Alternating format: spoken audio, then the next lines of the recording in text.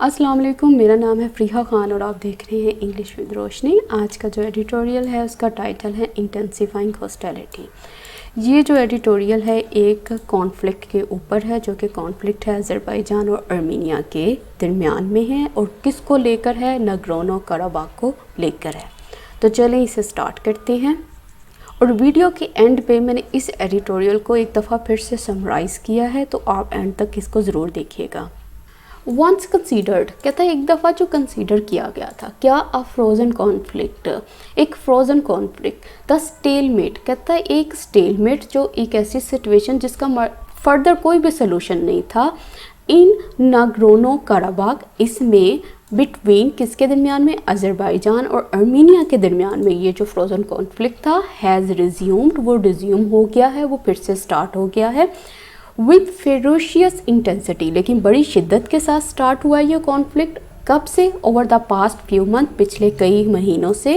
With over 1000 deaths, कह रहा है 1000 से ज़्यादा जो डेथ थी रिपोर्टेड सो फार, अब तक रिपोर्ट हो चुकी हैं। अच्छा, वो कह रहा है कि ये जो कॉन्फ्लिक्ट था ना, जिसको फ्रोज़न कॉन्फ्लिक्ट कंसीडर किया जाता था, और ये जो स्टेलमेट आ गया था नगरोनो कराबाख को लेकर, और ये कॉन्फ्लिक्ट किसके दरमियान में था, अज़रबैजान और आर्मीनिया के दरमियान में। ये जो कॉन्फ्लिक्ट है उसने कहा फिर से स्टार्ट हो गया है, लेकिन बहुत ही ज़्यादा शिद्दत के साथ पिछले कई महीनों से। किस तरह से शिद्दत के साथ स्टार्ट हुआ है, कहता है कि 1000 से ज़्यादा डेथ्स जो है ना वो रिपोर्ट हो चुकी हैं अब तक का। अब देखो ये सब्जेक्ट है, ये हमारी वर्ब है। अब यहाँ पे इसने यूज़ किया है फ्रोज़न कॉन्फ्लिक्ट को, ठीक है। ये कॉन्फ्लिक्ट है, कॉन्फ्लिक्ट क्या होता है, झगड़ा होता है। फ्रोज़न कॉन्फ्लिक्ट से मुराद क्या है, इसका मतलब है ये एक ऐसी सिचुएशंस होती है, ठीक है, इंटरनेशनल रिलेशंस में एक ऐसी सिचुएशन है जिसमें आर्म्ड कॉन्फ्लिक्ट एंड हो जाता है, लेकिन कोई भी पीस ट्रीटी जो है ना वो साइन नहीं होती, मतलब कोई भी सोल्यूशन जो है ना, कोई भी रिजोल्व जो होता है वो उस कॉन्फ्लिक्ट का फाइन नहीं होता। तो वो कॉन्फ्लिक्ट जो होता है वो फ्रोज़न कॉन्फ्लिक्ट होता है। स्टेलमेट क्या होता है, डेडलॉक, स्टैंड ऑफ, इम्पास, किसी भी डिस्प्यूट में, किसी भी कॉन्फ्लिक्ट में। मतलब ये वो सिचुएशन होती है जिसमें जो होता है ना फर्दर प्रोग्रेस जो होती है वो पॉसिबल नहीं होती। तो उस वक़्त हम क्या कहते हैं, एक डेडलॉक आ गया है, एक स्टैंड ऑफ आ गया है, एक इम्पास आ गया है उस कॉन्फ्लिक्ट में, उस डिस्प्यूट में। अच्छा, नगरोनो कराबाख ये डिस्प्यूटेड टेरिटरी है, ठीक है। ये पार्ट किसका है, अज़रबैजान का, और लेकिन इसके अंदर जो पॉपुलेशन है, जो मेजॉरिटी में है, वो कौन है, वो आर्मीनियन है। अच्छा, रिज्यूम करने का मतलब क्या होता है, ये वर्ब है, इसका मतलब होता है फिर से शुरू करना, रिकमेंस करना, बिगिन करना, स्टार्ट अगेन करना। फेरोशियस का मतलब होता है वायलेंट, ब्रूटल, इंटेंस। इंटेंसिटी का मतलब होता है स्ट्रेंथ, पावर। देखो अगर उसने इस कॉन्फ्लिक्ट के लिए ना यहाँ पे फेरोशियस और इंटेंसिटी का वर्ड यूज़ किया है, तो उसने कोमा के बाद इसकी तफसील भी बताई है कि ये किस तरीके से फेरोशियस और इंटेंसिटी का वर्ड इस्तेमाल किया है। The crisis is centred on, कहते हैं ये जो क्राइसिस है ना, ये जो कॉन्फ्लिक्ट है, ये किस चीज़ के ऊपर है, on the region of Nagorno Karabakh के ऊपर। कहता इंटरनेशनली रिकॉग्नाइज, जिसको इंटरनेशनली तौर पर रिकॉग्नाइज किया जाता है as part of Azerbaijan, Azerbaijan के पार्ट के तौर पर, उसके हिस्से के तौर पर। दो अगरचे the enclave is ruled by, अगरचे वो कह रहा है ये जो टेरिटरी है इसको रूल किया जाता है एथनिक आर्मीनियंस के ज़रिए, हु यूज़, जो कि यूज़ करते हैं द नेम, नाम को, आर्टसाक फॉर द रीजन के लिए। तो अब वो ये क्या बात कर रहा है, कहता है कि ये जो क्राइसिस है ना, इसका जो फोकल पॉइंट है वो क्या चीज़ है, वो ये रीजन है, ठीक है, नगरानो कराबाख। अब ये नगरानो कराबाख क्या है, उसने कहा ये इंटरनेशनली तौर पर इसको रिकॉग्नाइज़ किया जाता है, इसको माना जाता है कि ये अज़रबैजान का पार्ट है। अगरचे, अब दो लगाया है, अब ये स्टेटमेंट डिफरेंट होगी। वो कह रहा है कि हालांकि ये जो टेरिटरी है इसको रूल किया जाता है एथनिक आर्मीनियंस के ज़रिए, पार्ट किसका है, अज़रबैजान का, लेकिन इसको रूल किया जाता है किनके ज़रिए, इनके ज़रिए, जो कि इस्तेमाल करते हैं आर्टसाक फॉर द रीजन के लिए। रीजन के लिए क्या नेम यूज़ करते हैं, आर्टसाक। अच्छा, अब ये सब्जेक्ट है, ये वर्ब है। अगर कोई चीज़ सेंटर्ड है तो मतलब वो सेंटर ऑफ अटेंशन है, वो उसका फोकल पॉइंट है, जिसके ऊपर सारी बात जो है ना जिससे स्टार्ट होती है। जो कॉन्फ्लिक्ट जो है ना कहाँ से स्टार्ट होता है, वो इसी पॉइंट से स्टार्ट होता है, इसी रीजन पे स्टार्ट होता है। अच्छा, एनक्लेव क्या होता है ये मैंने इसकी डेफिनेशन लिखती है। An enclave is a territory और part of one that is entirely surrounded by, जो कि सराउंड बाय होती है, ये वो टेरिटरी होती है जो कि सराउंडेड बाय होती है the territory of the other state, दूसरी स्टेट की टेरिटरी से, तो उसको कहते हैं एनक्लेव। ये सब्जेक्ट फिर इसका वर्ब, फिर सब्जेक्ट फिर उसकी वर्ब, क्योंकि ये डिसाइड हुआ था ना कि ये जो नगरानो कराबाख है ये हिस्सा तो रहेगा अज़रबैजान का, लेकिन ये इसका जो हुकूमती निज़ाम होगा ना वो किसके पास होगा, वो किसके ज़रिए चलाया जाएगा, वो एथनिक अर्मीनियंस मतलब अर्मीनियाई नस्ल के लोगों के ज़रिए चलाया जाएगा, ये इनको रूल करेंगे। The area has been witnessing, कह रहा है ये जो एरिया है ना वो विटनेस कर रहा है, वो देख रहा है किसको, वायलेंस को। अच्छा, कब से? Since the last days of the Soviet union, Soviet union के लास्ट डेज से। अच्छा, ऑफ विच जिसका बोथ दोनों Azerbaijan and Armenia were a part, जिसका ये दोनों हिस्सा थे, एंड द प्रेजेंट कॉन्फ्लिक्ट, और कहता कि ये जो हालिया कॉन्फ्लिक्ट है ना ये जो इसको लेकर है, इज़ इन फैक्ट वो दर हकीकत का कंटिन्यूएशन, वो एक सिलसिला है किसका, पास्ट हॉस्टिलिटीज़ का, पास्ट की दुश्मनियों का, एंड द अनफिनिश्ड बिजनेस, और कहता है ये वो बिज़नेस था, वो मामला था जिसको डील कर लेना चाहिए था, लेकिन वो अनफिनिश था, वो डील नहीं हुआ था, उसके साथ डील नहीं किया गया था। दैट अकम्पनी, जो कि हैपन हुआ किसके साथ, द ब्रेकअप, टूटने के साथ ही, किसके, of the USSR, Soviet union के टूटने के साथ ही। अच्छा, वो कह रहा है कि ये जो एरिया था ये तो विटनेस कर रहा था वायलेंस को, कब से, जब से लास्ट डेज चल रहे थे सोवियत यूनियन के। कहता है ये वो सोवियत यूनियन है जिसका अज़रबैजान और अर्मीनिया दोनों हिस्सा थे, और जो प्रेजेंट कॉन्फ्लिक्ट है वो दर हकीकत एक सिलसिला है, मतलब जो पास्ट हॉस्टिलिटीज़ थी, पास्ट की जो दुश्मनियाँ थी, और आज का जो कॉन्फ्लिक्ट है ये वही सिलसिला चला हुआ है, और अनफिनिश्ड बिजनेस, और वो कहता है कि वो बिज़नेस था, वो कॉन्फ्लिक्ट था जिसको उस वक्त डील कर लेना चाहिए था, लेकिन वो डील नहीं हुआ था। और ये वो चीज़ें हैं, कह रहा है कि जो हैपन हुई हैं किसके साथ ही, यूएसएसआर के टूटने के साथ ही। तो ये सब्जेक्ट है, ये इसकी वर्ब है, फिर सब्जेक्ट फिर वर्ब, फिर सब्जेक्ट फिर इसका वर्ब है। कॉन्टिन्यूएशन का मतलब है एक्सटेंशन, एडिशन, जिसको सिलसिला कहते हैं, ठीक है, एक के बाद एक, एक के बाद एक। अनफिनिश्ड बिजनेस, देखो अगर कोई चीज़ अनफिनिश्ड बिजनेस है ना तो इसका मतलब है उसको अभी तक डील नहीं किया गया, उसको अभी तक कंप्लीट नहीं किया गया, उससे अभी तक निपटा नहीं गया। अकम्पनीड का मतलब होता है अकर विद समथिंग, किसी चीज़ के साथ हैपन होना, टेक प्लेस विद। यूएसएसआर मतलब सोवियत यूनियन। वाइल, जबकि the conflict has ethnic dimensions, कहता है ये जो कॉन्फ्लिक्ट है ना वो रखता है एथनिक डायमेंशंस, कि उसके अंदर एथनिक मतलब नस्ल को लेकर डायमेंशंस हैं। कैसे? अर्मीनिया और अज़रबैजान, अगर इनको दोनों को देखा जाए तो अज़रबैजान जो है ना वहाँ पे जो अक्सरियत है वो मुसलमानों की है, और अर्मीनिया में ज़्यादातर क्रिश्चियंस लोग रहते हैं। इट ऑल्सो हैज़, कहता है ये फिर भी रखता है, क्या रखता है, पोटेंशियल को, चांसेस को, टू ड्रॉ इन, कि वो इन्वॉल्व करवा ले किनको, रीजनल प्लेयर्स को, जो भी इसके साथ के, जो इसके साथी हैं, जो इसके पास पढ़ते हैं, एंड एक्सपैंड, और एक्सपैंड कर दे बियॉन्ड नगरानो कराबाख। वो कह रहा है कि ये जो कॉन्फ्लिक्ट है ना ये रखता है एथनिक डायमेंशंस को, मतलब ये जो मैंने भी बताया ना कि इसके अंदर एथनिक डायमेंशंस हैं, इस वजह से ये ताकत रखता है ये कि इन्वॉल्व करवा लेगा दूसरी भी कंट्रीज़ को, और एक्सपैंड कर देगा, इस कॉन्फ्लिक्ट को परे ले जाएगा, किस चीज़ से, नगरानो कराबाख से। मतलब अभी जो कॉन्फ्लिक्ट है वो इस चीज़ के ऊपर हो रहा है, लेकिन अगर ये इन्वॉल्व करवा लेगा दूसरी कंट्रीज़ को भी, जो कि रीजनल प्लेयर्स हैं, अगर उनको भी इन्वॉल्व करवा लेगा तो ये जो कॉन्फ्लिक्ट है वो इससे परे चले जाएगा। तो वाइल लगा के उसने कंट्रास्ट को शो किया है। ये सब्जेक्ट है, ये इसकी वर्ब है, फिर सब्जेक्ट फिर वर्ब। पोटेंशियल का मतलब होता है चांसेस, एक्सपेक्टेशंस, कि वो इतने चांसेस रखता है, वो एक्सपेक्टेशंस रखता है, वो इतनी पावर रखता है कि वो ये कर देगा। ड्रॉ इन का मतलब होता है किसी को इन्वॉल्व करना, कन्वर्सेशन में और सिचुएशन में। अच्छा, अब ये जो उसने बात की है ना कि ये जो है ना इन्वॉल्व करवा लेगा रीजनल प्लेयर्स को, ये आगे बता रहा है किस तरह से। क्योंकि तुर्की जो है उसने कहा हैज़ बीन सपोर्टिंग अज़रबैजान, वो अज़रबैजान को सपोर्ट कर रहा है। क्यों कर रहा है? प्राइमरली वो कह रहा है बिकॉज क्योंकि द लेटर, ये जो बाद वाला है ना, ये जो अज़रबैजान है, हैज़ वो रखता है मेजॉरिटी मुस्लिम, जो इनके ज़्यादातर जो इनकी तादाद है वहाँ पे वो कौन लोग हैं? मुस्लिम तुर्किक पॉपुलेशन है, वो वहाँ पे ये मुस्लिम की पॉपुलेशन ज़्यादा है। वाइल जबकि रशिया इज़ बिलीव्ड, कहता है रशिया जो है ना यकीन किया जाता है टू हार्बर के वो रखता है अ सॉफ्ट स्पॉट, एक नरम कोना, ठीक है, फॉर क्रिश्चियन अर्मीनिया, इन लोगों के लिए। दो अगरचे ऑफिशियली तौर पर मॉस्को मतलब रशिया इस ट्राइंग, वो कोशिश कर रहा है प्ले करने के लिए रोल किसका है? पीस मेकर का है, मतलब पीस लाने का है। अच्छा, वो कह रहा है कि जो तुर्की है ना वो सपोर्ट कर रहा है अज़रबैजान को। क्यों? क्योंकि ये जो अज़रबैजान है इसके अंदर जो मेजॉरिटी है वो किसकी है? वो मुस्लिम तुर्किक पॉपुलेशन है। और ये जो रशिया है कहता है कि ये सॉफ्ट कॉर्नर रखता है क्रिश्चियन अर्मीनिया के लिए।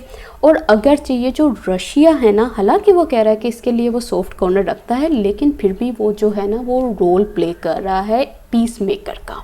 मतलब वो क्या कर रहा है? वो कोशिश कर रहा है कि अमन मुआहदे की कोशिश कर रहा है कि दोनों के दरमियान में कोई अमन मुआहदा कायम हो जाए। तो ये सब्जेक्ट है, इसकी वर्ब है।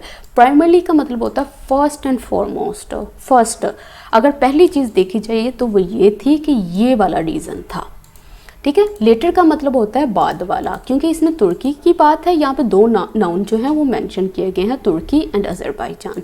ये फॉर्मर है, ये लेटर है। तो उसने कहा ये जो लेटर है उसकी बात करते हैं। अच्छा, उसके बाद हार्बर का वैसे मतलब होता है किसी को शेल्टर देना, अकोमोडेट करना, हाइड करना, छुपाना, किसी को पनाह देना। तो आप हार्बर इसलिए भी यूज़ कर सकते हो जब आप अपने दिल में किसी चीज़ के लिए कोई सेंटीमेंट्स रखते हो। जैसे यहाँ पे ये जो रशिया है ना, ये हार्बर करता है सॉफ्ट स्पॉट को, मतलब इसके अंदर जो है ना वो जज्बात हैं किसको लेकर? क्रिश्चियन अर्मीनिया को लेकर। आफ्टर ऑल कहता है इन सब के बावजूद as the successor state of the USSR की सक्सेसर स्टेट के रूप में रशिया कंसीडर करता है नगोर्नो काराबाख को as part of its near abroad, कि उसको वो किसके रूप में कंसीडर करता है? कि वो इसको नियर अब्रॉड के रूप में कंसीडर करता है। ये क्या है मैं अभी बताती हूँ। एंड वुडन वांट, और नहीं चाहता इंस्टेबिलिटी को, किसी भी किस्म की इंस्टेबिलिटी को, किसी भी किस्म की ये जो उधम मचा हुआ है, ये कॉन्फ्लिक्ट है, ये नहीं चाहता इन इट्स बैकयार्ड, मतलब अपने रीजन में। तो इन सब चीज़ों के बावजूद अगर देखा जाए ना तो रशिया को किसके रूप में? सक्सेसर स्टेट ऑफ यूएसएसआर के रूप में रशिया जो है ना वो कंसीडर करती है नगोर्नो काराबाख को किसके तौर पर? नियर अब्रॉड के तौर पर। मतलब क्या है? मतलब जैसा कि हमें पता है कि रूस की जो सरहद है ना शमॉल में जो है ना वो अज़रबैजान से मिलती है। इस वजह से वो कोई नहीं चाहता कि किसी भी किस्म की इंस्टेबिलिटी या कॉन्फ्लिक्ट जो है ना उसके रीजन में हो। अच्छा, अब ये सब्जेक्ट है, ये वर्ब है। अब यही सब्जेक्ट है, ये इसकी वर्ब है। In its backyard, in your own backyard या इन इट्स बैकयार्ड का अगर इस्तेमाल कहीं भी नज़र आ जाए ना तो इसका मतलब होता है in a place close to you. ये उस प्लेस की बात कर रहा है, उस जगह की बात कर रहा है जो आपके नज़दीक है।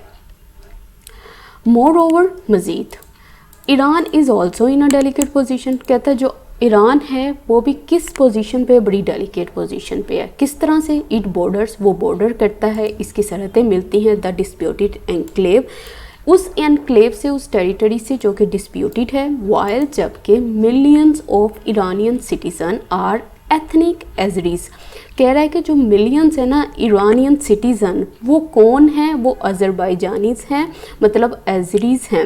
एंड द इस्लामिक रिपब्लिक, और ये जो इस्लामिक रिपब्लिक, और ये जो ईरान है ऑल्सो होस्ट, वो रखता है स्मॉल नंबर ऑफ एथनिक अर्मीनियंस। अब वो इनको भी रखता है। अच्छा, वो कह रहा है कि मज़ीद जो है ना ईरान भी डेलिकेट पोजीशन पे है। कैसे? ये बॉर्डर करता है इस डिस्प्यूटेड टेरिटरी के साथ। और इसके अलावा वो बात कर रहा है कि जो ईरानियन सिटीज़न है ना उसमें जो मिलियंस हैं वो अज़रबैजानीज़ हैं। और जो कह रहा है कि ईरानिया जो है ना वो रखता है थोड़ी तादाद में ना, मतलब स्मॉल नंबर जो है ना पॉपुलेशन का, उसमें एथनिक अर्मीनियंस भी हैं। इस वजह से ये जो ईरान है ये बहुत ही डेलिकेट पोजीशन पे है। इवन यहाँ तक कि इसराइल हैज़ टेक्स, इसराइल जो है वो भी हिस्सा रखता है इन द कॉन्फ्लिक्ट में विद वार्म टाइज विद बकू, कि इसके जो हैं वो वार्म टाइज हैं, अच्छे ताल्लुकात हैं किसके साथ, अज़रबैजान के साथ। Several attempts have been made, कहता बहुत सारी कोशिशें की गई हैं to make all side respect a ceasefire, कि तमाम साइड्स जो हैं वो रिस्पेक्ट करें सीज़ फायर को, बट ईच टाइम, लेकिन हर दफ़ा such efforts have been shattered, ये जो एफर्ट्स हैं ना, ये जो कोशिशें जो की जाती हैं वो शटर्ड हो जाती हैं, बिखर जाती हैं बाय हैवी फाइटिंग, बहुत ही सख्त फाइटिंग से। तो ये सब्जेक्ट है, ये इसकी वर्ब है, सिंपल सा सेंटेंस है, सिंपल सा मीनिंग जो है वो कन्वे कर रहा है। सीज़ फायर, सीज़ का मतलब होता है स्टॉप करना, फायर का मतलब होता है शूटिंग, सीज़ फायर का मतलब होता है जो शूटिंग है उसको स्टॉप कर देना।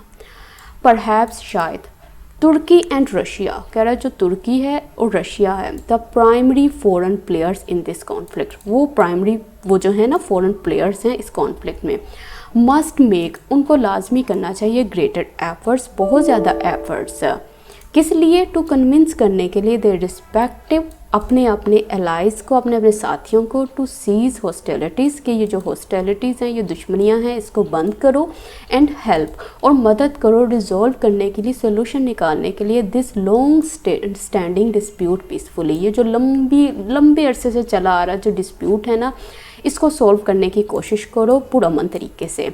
तो वो यही बात कर रहा है। अब देखो उसने तुर्की और रशिया की भी तो सिचुएशन सामने रख दी है, इसलिए तो उसने कहा है कि ये जो है ना ये प्राइमरी फॉरेन प्लेयर्स हैं इस कॉन्फ्लिक्ट में।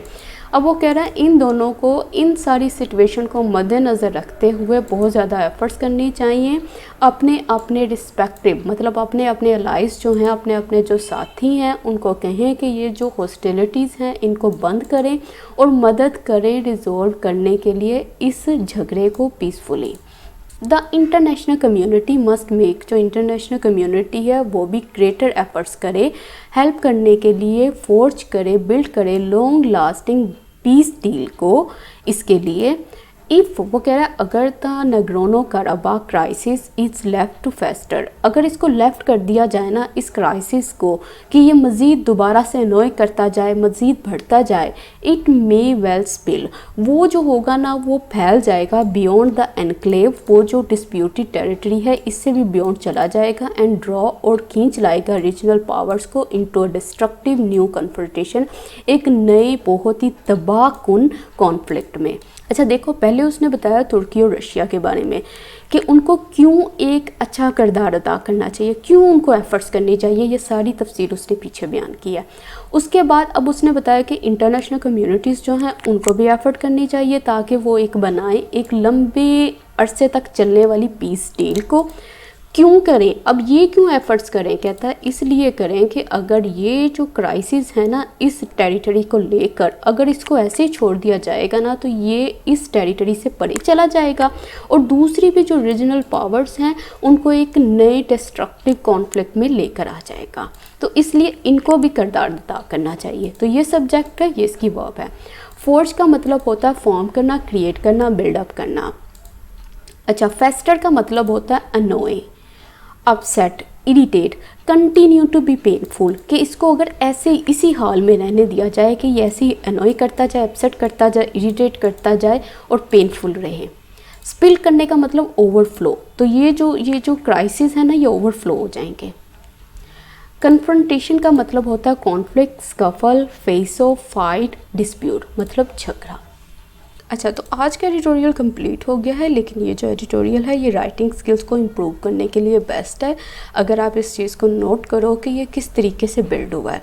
सबसे पहले उसने कॉन्फ्लिक्ट बताया जो कि इनके दरमियान में था, फिर उसने बताया कि ये किस वजह से कॉन्फ्लिक्ट है, फिर उसमें एथनिक डायमेंशंस का जिक्र किया गया, फिर उन कंट्रीज़ का जिक्र किया गया जो इनके साथ खड़ी हैं, और फिर ये बताया गया कि अगर ये वाली जो कंट्रीज़ हैं अगर वो इस कॉन्फ्लिक्ट का हिस्सा बनती हैं तो ये जो कॉन्फ्लिक्ट है ये किस तरह से आगे बढ़ जाता है, वो सब चीज़ें बयान की है। फिर उसके बाद उन चीज़ों को मद्देनज़र रखते हुए उसने सोल्यूशन प्रोवाइड किया है कि आप लोग जो हैं ना वो एफर्ट्स करें कि स्टॉप करें इस हॉस्टिलिटीज़ को।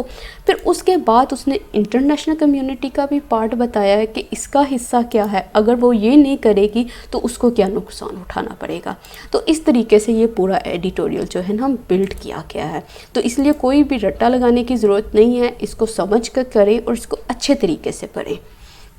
तो कमेंट सेक्शन में मुझे अपना फीडबैक देना मत भूलिएगा। इसके साथ ही मुझे इजाज़त दें। अल्लाह हाफिज़।